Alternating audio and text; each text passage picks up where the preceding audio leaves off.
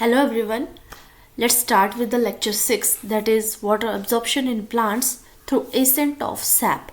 जैसे कि last lecture में हमने स्टडी किया था वाटर एब्जॉर्प्शन प्लांट्स में कौन कौन से स्ट्रक्चर से हो रहा है, कौन से स्ट्रक्चर्स उसमें इन्वॉल्व हैं, रूट्स के बारे में पढ़ा, रूट हेयर्स के बारे में पढ़ा और बहुत सारी रूट्स की ऐसी एक्टिविटीज़ के बारे में जाना कि वाटर का जो एब्जॉर्प्शन है वो प्लांट्स में प्लांट्स के एरियल पार्ट्स तक कैसे हो रहा है. Now we will start with the new topic that is ascent of sap, जो कि बिल्कुल को रिलेट कर रहा है ऑस्मोटिक थ्योरी से, ऑस्मोसिस से, डिफ्यूजन से और वाटर अब्जॉर्प्शन से. तो let's start. Ascent of sap. Ascent of sap is the upward movement of water and dissolved inorganic particles from the roots to the leaves through xylem tissue against the gravity. So, ascent of sap का मतलब है कि पानी का upward movement हो रहा है ऊपर की तरफ ग्रेविटी के अगेंस्ट, जिसमें कि पानी में बहुत सारे पार्टिकल्स, जिन्हें आप इनऑर्गेनिक पार्टिकल्स कह सकते हैं, वो इन्वॉल्व रहते हैं जो लीव्स तक पहुंच रहे हैं रूट्स से, और रूट्स के टिश्यूज जो इन्वॉल्व हो रहे हैं वो जाइलम के थ्रू इन्वॉल्व हो रहे हैं. यानी कि रूट जाइलम से जब ग्रेविटी के अगेंस्ट एक्शन हो रहा है, तो ग्रेविटी के अगेंस्ट जब एक्शन हो रहा है तो कौन कौन से जो पार्टिकल्स हैं वो एसेंट ऑफ सैप में हेल्प कर रहे हैं. एक है इनऑर्गेनिक पार्टिकल्स जो कि डिजॉल्व्ड हैं वाटर में, दूसरा वाटर की मूवमेंट. सो अब एसेंट ऑफ सैप का मतलब है पानी का अपवर्ड मूवमेंट, और सैप का मतलब है अनडिजॉल्व्ड और dissolved inorganic particles along with the water. So sap क्या है? Sap is the water and dissolved inorganic substances that roots take up from the soil and distributes throughout their body. यानी कि sap जो है वाटर और dissolve inorganic substances का मिश्रण है, जिन्हें रूट्स जो हैं सॉइल से लेके जा रही हैं और डिस्ट्रीब्यूट कर रही हैं प्लांट की बॉडी में. तो जाइलम वेसल्स आप देख सकते हैं कि कैसे इन्वॉल्व हो रही हैं वाटर के अपवर्ड मूवमेंट के लिए अगेंस्ट द ग्रेविटी. ग्रेविटी के अगेंस्ट जो वर्क हो रहा है, यानी कि एसेंडिंग फॉर्म में वाटर जा रहा है through the roots hairs to the root xylem, और उसके बाद वाटर जो है वो इवेपोरेट हो रहा है. तो वाटर के साथ बहुत सारे पार्टिकल्स, और जिन्हें आप डिजॉल्व्ड इनऑर्गेनिक पार्टिकल्स कहते हैं, तो इसीलिए इसे हम सैप का नाम दे रहे हैं. So sap is the upward movement. जैसे कि मैंने बताया अपवर्ड मूवमेंट है वाटर की कुछ इनऑर्गेनिक पार्टिकल्स के साथ. तो आप यहाँ देख रहे हैं कि रूट हेयर्स जो हैं वो डायरेक्टली इन्वॉल्व हैं वाटर के पार्टिकल्स के साथ या फिर वाटर के साथ और कुछ इनऑर्गेनिक सब्सटेंसेस के साथ. तो ये वाटर के मॉलिक्यूल्स हैं और यहाँ पे रूट का कॉर्टेक्स है. तो रूट्स जो है रूट हेयर्स से वाटर जो है जाइलम टिश्यूज़ की तरफ जा रहा है, जाइलम टिश्यूज़ से वो लीफ में, और लीफ से जो है वाटर डिफ्यूज़ हो रहा है through stomata. So, transpiration from the leaf creates a continuous movement of water up into the soil. So, transpiration एक ऐसा प्रोसेस है जिसकी वजह से वाटर की कॉन्टीन्यूस मूवमेंट हो रही है अगेंस्ट द ग्रेविटी, और वाटर जो है वो डिस्ट्रीब्यूट हो रहा है प्लांट की बॉडी में, जिसे रूट्स जो है टेकन अप कर रही हैं, और सैप जो है आपका water plus dissolved inorganic substances. तो ये बिल्कुल शॉर्ट में था कि सैप का क्या मीनिंग है. तो मैकेनिज्म क्या है एसेंट ऑफ सैप के लिए, कौन कौन सी थ्योरीज इन्वॉल्व हैं. सो फर्स्ट वन इज, आपने याद रखना है, vital force theory, then root pressure theory, physical theory और कोहेजन टेंशन थ्योरी. सो इनकी जो नाम है, नाम से ही क्लियर है, vital force theory, root pressure theory और physical force theories. So start with the vital force theory. Vital force theory जो है वो थ्योरी है असेंट ऑफ सैप की. प्लांट बॉडी में बहुत सारी जो है लिविंग सेल्स रहते हैं, प्लांट्स के जो स्ट्रक्चर है, प्लांट की जो बॉडी है, उनकी जो लिविंग सेल्स की एक्टिविटीज़ है उसकी वजह से एसेंट ऑफ सैप हो रहा है। एसेंट ऑफ सैप मीन कि वाटर का डिस्ट्रीब्यूशन हो रहा है प्लांट की बॉडी में। तो बहुत सारी थ्योरीज जो हैं वाइटल फोर्स थ्योरी को सपोर्ट कर रही हैं, जैसे कि वेस्टरमेयर्स थ्योरी, गॉडलेवस्काई थ्योरी, और जिसे आप रिले पंप थ्योरी कहते हैं, बहुत इंपॉर्टेंट है relay pump theory. Then pulsation theory. So start with the Westermeer theory. According to this theory, the activity of xylem parenchyma cells is responsible for the ascent of sap in the plant body. यानी कि xylem vessels और ट्रैकियर्स जो हैं वो water के reservoir act कर रहे हैं as a water reservoir.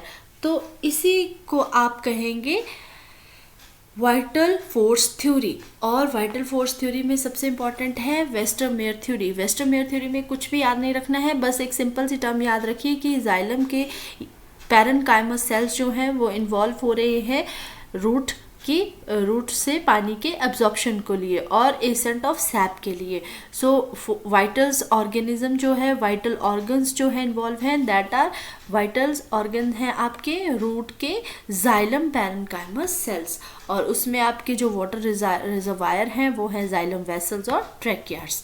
Then second one is Godlewski theory और relay pump theory. Relay pump theory का मतलब था कि जो लिविंग सेल्स हैं पैरेनकाइमस के, जो जाइलम के जो पैरेनकाइमस सेल्स हैं और रे सेल्स हैं वो रिस्पॉन्सिबल हैं एसेंट ऑफ सैप के लिए। तो दो सेल्स जो हैं, दो वाइटल्स जो सेल हैं वो है जाइलम पैरेनकाइमस सेल्स और मेडुलरी रे सेल्स। ये सेल क्या करेंगे कि वाटर का टेकअप करेंगे जाइलम वेसल से, ठीक है, एक पर्टिकुलर लेवल पे, और पंप करेंगे इसे back into the xylem vessel at higher level. यानी कि जाइलम वेसल से ही वाटर का अपटेक कर रहे हैं जाइलम पैरेनकाइमस सेल्स और मेडुलरी रे सेल्स, और पंप आउट कर रहे हैं जाइलम वेसल से to the higher level. Higher level आपका आता है प्लांट की बॉडी या फिर प्लांट का एरियल पार्ट। तो इसी की वजह से जो है सैप जो है ऑनगोइंग हो रही है, प्लांट के टॉप तक पहुंच रही है। तो मोस्टली जो रिले पंप थ्योरी है वो लॉन्ग ट्रीज या बहुत बड़े बड़े जो प्लांट्स रहते हैं उनके लिए ये थ्योरी जो है बिल्कुल सूटेबल है, क्योंकि यहाँ पे जो लिविंग सेल्स हैं वो एक पंप की तरह काम कर रहे हैं, यानी पंपिंग प्रोसेस हो रहा है जिसमें जाइलम पैरेनकाइमस सेल्स और मेडुलरी रे सेल्स जो हैं रिस्पॉन्सिबल हैं वाटर के एब्जॉर्प्शन के लिए। अबाउट द पल्सेशन थ्योरी, तो पल्सेशन थ्योरी किसने प्रपोज की? सर जगदीश चंद्र बोस ने पल्सेशन थ्योरी के लिए कहा था कि एसेंट ऑफ सैप जो है वो पल्सेटरी एक्टिविटीज से हो रही है, और पल्सेटरी एक्टिविटीज कहाँ हो रही है? प्लांट के inner most layer of cortex, जो रूट्स की कॉर्टेक्स है वहाँ पे जो एंडोडर्मिस है वहाँ पे रूट्स की जो एक्टिविटीज़ हो रही हैं वहाँ पे पल्सेशन हो रही है। मतलब कि एंडोडर्मिस, जैसे रूट्स के स्ट्रक्चर के बारे में बताया था, कॉर्टेक्स कहाँ है, एपिडर्मिस, एंडोडर्मिस, रे सेल्स कहाँ है, तो वहाँ से जो एक्टिविटीज़ हो रही है वहाँ पे पल्सेशन हो रही है। पल्सेशन की वजह से क्या हो रहा है कि वाटर टेकअप कर रहे हैं जो टिश्यूज़ हैं, लिविंग सेल्स हैं, और वो एक्सपैंड हो रहे हैं। एक्सपैंड सेल जो है उसके बाद जब पंपिंग हो रही है या फिर जब पल्सेशन हो रही है तो हायर लेवल तक वो सेल्स जो हैं रीच कर रहे हैं। तो हायर लेवल में सेल उसके बाद जो प्रोसेस है वो वैसे ही कंटिन्यू कर रहा है। तो फाइनली जो है सैप है वो प्लांट के टॉप अप तक पहुंचती है, यानी कि जितने भी एक्सपेंडेड सेल्स हैं वो कॉन्ट्रैक्ट कर रहे हैं, सैप पंप आउट हो रही है एक सेल से दूसरे सेल्स में पल्सेशन एक्टिविटीज से। और जो दो तरह के सेल्स इसमें इन्वॉल्व हैं वो है inner most layer of cortex, यानी कि जो बिल्कुल ही एंडोडर्मिस के बाहर की लेयर है वो इन्वॉल्व हो रही है पल्सेशन एक्टिविटीज के लिए। इसीलिए इस थ्योरी का नाम था pulsation theory. Then root pressure theory. Root pressure theory was proposed by Priestley. ठीक है, किसने इस थ्योरी को प्रपोज किया? प्रिस्ले ने। और इसमें जो थ्योरी का मेन कहने का मतलब था रूट प्रेशर। रूट प्रेशर का मतलब था कि जो एसेंट ऑफ सैप है वो हो रही है रूट के प्रेशर की वजह से जो रूट्स में डेवलप हो रहा है। रूट में प्रेशर डेवलप होने की वजह से एसेंट ऑफ सैप हो रहा है। तो इसी थ्योरी को रूट प्रेशर थ्योरी का नाम दिया गया और स्टेफन हेल्स ने इस थ्योरी को, रूट प्रेशर को, रूट फिनोमिना को डिस्कवर किया था और रूट प्रेशर का नाम दिया था। तो रूट प्रेशर जो है एक, अगर शॉर्ट फॉर्म में कहें तो ये है हाइड्रोस्टैटिक प्रेशर जो रूट्स के अंदर डेवलप हो रहा है। किसकी वजह से? वाटर की अकमुलेशन की वजह से। तो लिविंग सेल्स जो है वो रूट्स के इन्वॉल्व हो रहे हैं जब एक हाइड्रोस्टैटिक प्रेशर यानी कि वाटर की वजह से जो प्रेशर डेवलप हो रहा है उसकी वजह से रूट प्रेशर थ्योरी जो है एसेंट ऑफ सैप के लिए रिस्पॉन्सिबल है। तो रूट प्रेशर थ्योरी का जो मैकेनिज्म है, जो एसेंट सैप है, वो कैसे हो रहा है? सबसे पहला पॉइंट है कि water potential of capillary water present in the soil is higher compare to the cell sap of the root hair cell. यानी कि जो वाटर का पोटेंशियल है वो कैपिलरी वाटर में ज़्यादा प्रेजेंट है as compare to the cell के सैप में, रूट हेयर सेल्स में। तो सेकेंडली जो दो रीजन्स हैं वो वाटर को सेपरेट कर रहे हैं। दो रीजन से सेपरेशन हो रही है सेमी परमिएबल सेल मेम्ब्रेन से, जो कि रूट हेयर सेल्स में है। इसी की वजह से ऑस्मोसिस हो रही है और ऑस्मोसिस से जो है वो एक कैपिलरी एक्शन हो रहा है। कैपिलरी वाटर जो है रूट सेल्स में एंटर कर रहा है और वाटर के पोटेंशियल को इंक्रीज कर रहा है। देन वाटर का पोटेंशियल जैसे ही रूट हेयर सेल्स में इंक्रीज होगा या ज़्यादा होगा कॉर्टिकल सेल से, तो ऑस्मोसिस का प्रोसेस टेक प्लेस होगा और जिसकी वजह से रूट हेयर सेल से वाटर की अपवर्ड मूवमेंट होगी। तो ये जो प्रोसेस है यानी कि ये जो थ्योरी है तो ये ऑस्मोसिस पे वर्क कर रही है। कैसे? ऑस्मोसिस की वजह से वाटर जो है हायर कंसंट्रेशन से लोअर कंसंट्रेशन की तरफ मूव कर रहा है और जो सेल्स हैं वो कॉर्टिकल सेल्स इसमें इन्वॉल्व हो रहे हैं। तो इसी थ्योरी को हम पंपिंग थ्योरी भी कह सकते हैं और जिसकी वजह से फ्लैसिडिटी और टर्जिडिटी रहती है कॉर्टिकल सेल्स में जब एक प्रेशर डेवलप हो रहा है जिसकी वजह से एसेंट ऑफ सैप वर्क कर रहा है। तो इन शॉर्ट जो है इस थ्योरी का मतलब है कि कॉर्टिकल सेल्स की इन्वॉल्वमेंट है रूट प्रेशर थ्योरी के लिए और जो कॉर्टिकल सेल्स हैं उनकी टर्जिडिटी और फ्लैसिडिटी डिपेंड कर रही है ऑस्मोसिस के ऊपर। ठीक है, तो ऑस्मोसिस जो है वही रिस्पॉन्सिबल है रूट हेयर सेल से वाटर के अपवर्ड मूवमेंट के लिए और या कह सकते हैं आप कैपिलरी मूवमेंट के लिए। तो दूसरी जो थ्योरी आती है वो है फिजिकल फोर्स थ्योरी। तो फिजिकल फोर्स थ्योरी जो है बहुत सारी फिजिकल फोर्सेस की वजह से जो वाटर की मूवमेंट हो रही है या आप कह सकते हैं एसेंट ऑफ सैप की अपवर्ड मूवमेंट हो रही है, तो इसे आप कहेंगे फोर्स थ्योरी यानी कि फिजिकल फोर्स थ्योरी। तो फिजिकल फोर्स थ्योरी में 4 तरह की थ्योरीज इन्वॉल्व है। First one is capillary force theory, then atmosphere pressure theory, thereafter imbibition theory और transpiration pull theory जिसे कि आप cohesion tension theory का नाम देते हैं। तो बहुत इंपॉर्टेंट है capillary force theory. Capillary force theory जो है बोहेम ने प्रपोज की थी। इस थ्योरी के अकॉर्डिंगली जो जाइलम वेसल्स हैं, जाइलम वेसल्स जो है कैपिलरी ट्यूब्स की जो नैरो ट्यूब्स हैं जाइलम वेसल्स में कैपिलरी ट्यूब्स रहती हैं, वहाँ से वाटर की अपवर्ड मूवमेंट हो रही है, कैपिलरी फोर्स जब जनरेट हो रही है। यानी कि वाटर की मूवमेंट जो बोहेम ने प्रपोज किया था इस थ्योरी को, उसने ये कहा कि एसेंट ऑफ सैप जो है कैपिलरी ट्यूब से पास हो रहा है, कैपिलरी ट्यूब से पास हो रहा है थ्रू कैपिलरी फोर्सेस और कैपिलरी फोर्सेस जो है जाइलम वेसल में डेवलप हो रही हैं। तो इसीलिए इसे थ्योरी का नाम दिया गया कैपिलरी फोर्स थ्योरी। अगला आता है आपका atmosphere pressure theory.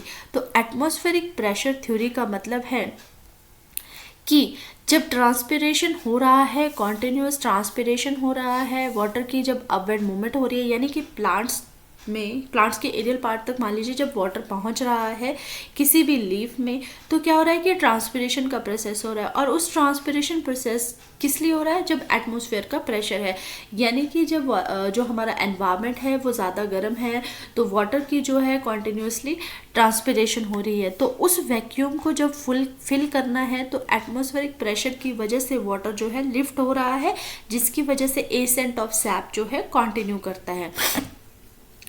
Then imbibition theory was proposed by Unger and Sack। तो ये आपने नाम याद रखना है, बहुत बार पूछा जाता है कि इम्बाइबेशन थ्योरी किसने प्रपोज की। सो प्लांट की बॉडी में जो वो सेल वॉल है, सेल वॉल से वाटर जो है कैसे इम्बाइब हो रहा है, कौन सी फोर्सेस इन्वॉल्व हो रही हैं, तो उसे आप इम्बाइबेशन थ्योरी कहेंगे। कि प्लांट की body, the plant body and the cell of the lumen are rich in hydrophilic colloids. Hydrophilic colloids जो हैं जिसकी वजह से वाटर की इम्बाइबेशन हो रही है और एसेंट ऑफ सैप हो रहा है। इम्बाइबेशन का एक डिफ्यूज़न की ही फॉर्म है जिसमें वाटर का जो लेवल है वो राइज हो रहा है वाटर की एब्जॉर्प्शन की वजह से। यानी कि जो कोलॉइड्स हैं, कोलॉइड्स में वाटर का एब्जॉर्प्शन हो रहा है, और जो वाटर का एब्जॉर्प्शन हो रहा है वो कौन सी फोर्स से हो रहा है, इम्बाइबेशन, या फिर जिसे आप डिफ्यूज़न कहेंगे, तो इसे कहते हैं इम्बाइबेशन थ्योरी। नेक्स्ट आता है आपका ट्रांसपिरेशन पुल थ्योरी। बहुत इंपॉर्टेंट है ट्रांसपिरेशन पुल थ्योरी।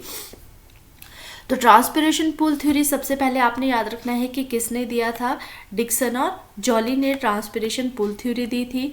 कि कैसे उसने एक्सप्लेन किया कि कैसे वाटर की अपवर्ड मूवमेंट हो रही है, यानी कि सैप जो है, सैप में आपके वाटर मॉलिक्यूल्स जो हैं वो कैसे एक फोर्स बना रहे हैं, कोहेसिव फोर्सेस हैं। वाटर और वाटर के मॉलिक्यूल के बीच की जो फोर्स है वो है कोहेसिव फोर्स। तो एक वाटर का कॉलम बन रहा है कोहेसिव फोर्स की वजह से जाइलम की वेसल्स में, और वाटर के मॉलिक्यूल जब एक फोर्स की वजह से, यानी कि ट्रांसपिरेशन की वजह से एक फोर्स लग रही है जिसे आप कोहेसिव फोर्स कहेंगे, उसकी वजह से जो वाटर कॉलम है वो रूट हेयर से जाता हुआ जाइलम वेसल्स में और वाटर कॉलम बना के किस तरह से ट्रांसपिरेशन लॉस हो रहा है वाटर का, और ट्रांसपिरेशन की वजह से कैसे पुल हो रहा है वाटर, तो उसे आप कहेंगे ट्रांसपिरेशन पुल थ्योरी। यानी कि इन शॉर्ट वाटर का कॉलम जब जाइलम वेसल से अटैच है तो वो है कोहेसिव एडहेसिव फोर्सेस। वाटर और वाटर मॉलिक्यूल के बीच की जो फोर्स है वो है कोहेसिव फोर्स। वाटर कॉलम और जाइलम वेसल के बीच की जो फोर्स है वो है एडहेसिव फोर्स। यानी कि दो फोर्सेस इन्वॉल्व हैं, first one is cohesive force, second one is adhesive force. तो इन दो फोर्सेस की वजह से वाटर या फिर एसेंट ऑफ सैप जो है वो मूव कर रहा है लीव्स तक, यानी कि एरियल पार्ट्स तक। तो कैसे वो फोर्स जो है डेवलप कर रही है पुल को, यानी कि जब ट्रांसपिरेशन होगा वाटर का लीव्स में से एक जब टेंशन डेवलप होगी तो उसे आप कहेंगे ट्रांसपिरेशन पुल थ्योरी। तो ट्रांसपिरेशन पुल का मतलब है कि एक वाटर कॉलम जो है वो प्रिवेंट कर रहा है ब्रेकेज को। जब ज़्यादा टेंशन है तब भी समझिए कि क्या हो रहा है कि एक पार्ट में वाटर के एरियल पार्ट्स में वाटर जा रहा है, पानी जा रहा है रूट हेयर से जाइलम वेसल से। तो जो वाटर का कॉलम है वो वाटर जो है प्रेजेंट है लीव्स में, और लीव्स से जो है ट्रांसपिरेशन का प्रोसेस हो रहा है, यानी कि ट्रांसपिरेशन जो है कॉन्टिन्यूसली रह रहा है लीव्स से। तो उस ट्रांसपिरेशन की वजह से एक पुल, एक टेंशन डेवलप हो रही है, ठीक है, हायर टेंशन डेवलप हो रही है, तो उसकी वजह से ट्रांसपिरेशन पुल हो रहा है, तो इसे आप ट्रांसपिरेशन पुल कहते हैं।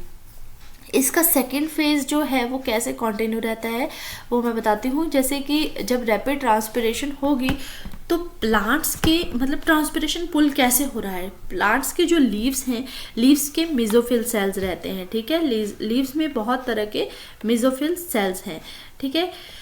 उसके जो मेसोफिल सेल्स में जो है वो एटमॉस्फेयर की वजह से एक प्रेशर डेवलप हो रहा है, यानी कि वाटर का लॉस हो रहा है मेसोफिल सेल से, और ऑस्मोसिस की वजह से एक प्रेशर डेवलप हो रहा है जिसे आप ऑस्मोटिक प्रेशर कहेंगे, जो कि मेसोफिल सेल में डेवलप हो रहा है।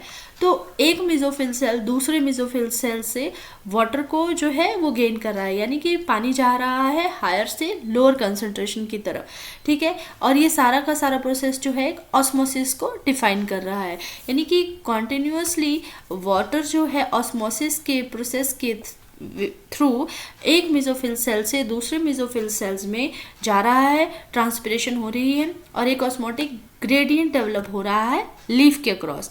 तो इससे क्या हो रहा है कि वाटर की डेफिशिएंसी हो रही है और एक कॉन्टिन्यूस पुल क्रिएट कर रहा है ट्रांसपिरेशन, यानी कि कॉन्टिन्यूसली वाटर को ड्रॉ कर रहा है जाइलम वेसल से, जिसकी वजह से ट्रांसपिरेशन पुल हो रहा है। इसीलिए इस थ्योरी को जो है ट्रांसपिरेशन पुल थ्योरी का नाम दिया गया है। इसकी वजह से नेगेटिव प्रेशर डेवलप हो रहा है, यानी कि टेंशन डेवलप हो रही है जाइलम की वेसल्स में। जाइलम वेसल्स में जब टेंशन डेवलप हो रही है तो कॉन्टीन्यूसली जो रूट्स हैं, रूट्स के जो हेयर्स हैं, रूट हेयर से वाटर जो है कॉन्टीन्यूसली डिस्चार्ज हो रहा है एरियल पार्ट्स में।